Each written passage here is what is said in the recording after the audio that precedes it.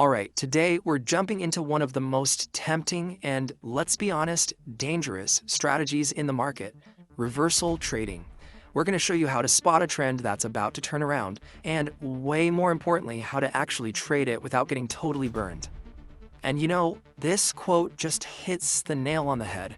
We all have that itch, right? That desire to perfectly time the market, to sell at the absolute peak or buy at the very bottom. But that's just ego talking.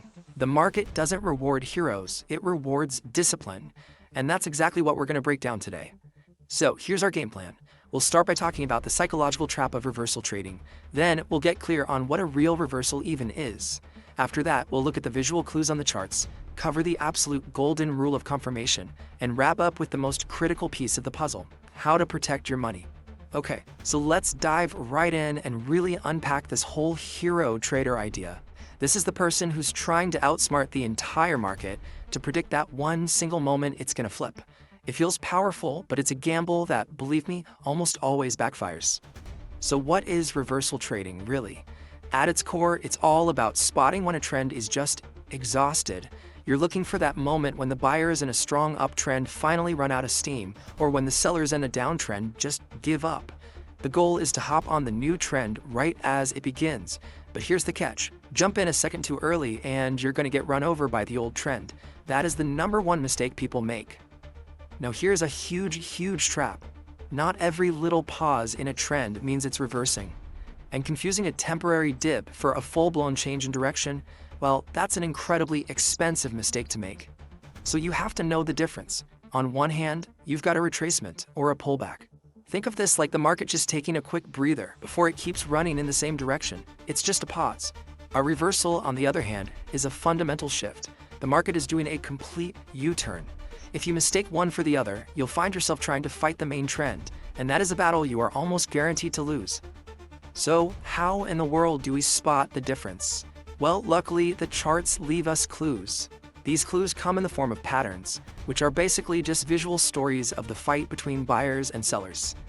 Let's look at 2 of the classic patterns that signal an uptrend might be running out of gas. First up, we have the double top. And seriously, just think of the letter M. The market is trending up, it hits a ceiling, pulls back a bit, and then tries to break through that same ceiling again, but it fails.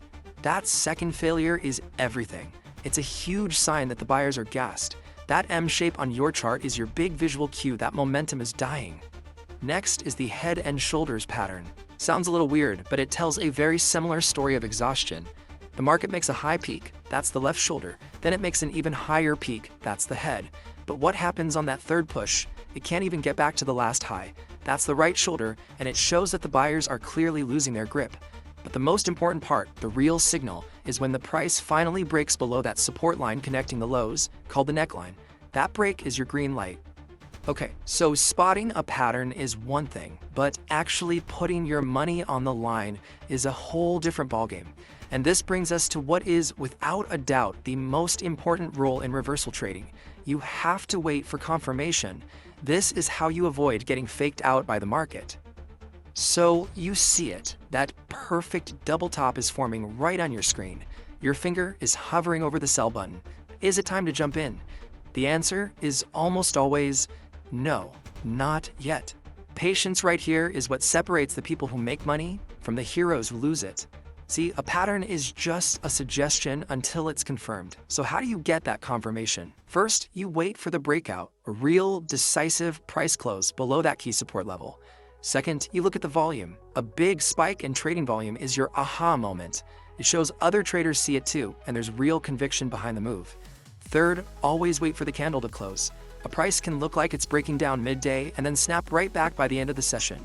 And finally, never ever rely on just one signal. You're building a case, so use multiple clues together. This right here, this is your new mantra. Say it with me. Confirm, don't predict. Your job isn't to be a fortune teller, it's to react to the evidence the market gives you.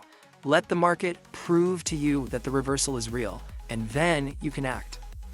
All right, now that we know what to look for and when to pull the trigger, let's talk about the part of trading that actually keeps you in the game: managing your risk and protecting your capital.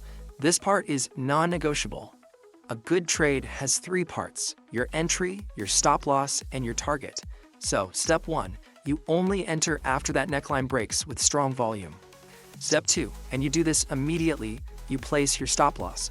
For a bearish pattern, that stop loss goes just above the last peak.